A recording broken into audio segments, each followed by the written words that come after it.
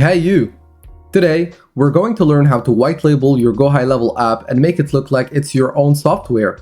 Step 1. Go on your agency view. Step 2. Go on settings. Step 3. Go on company.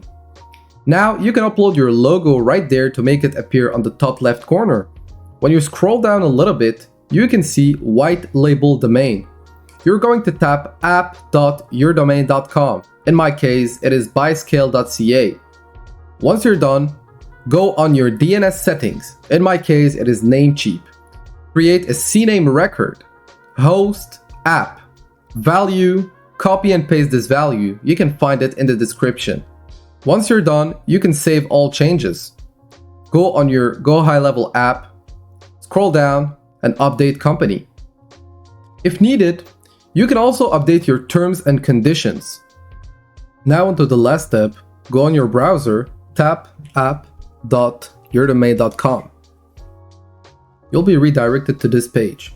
You can just use your email and your password from GoHighLevel and log in on your agency through this link. Your clients will see this exact same page when getting onboarded. If you want a 14 days free trial on GoHighLevel, make sure you click the link in the description. Enjoy making money!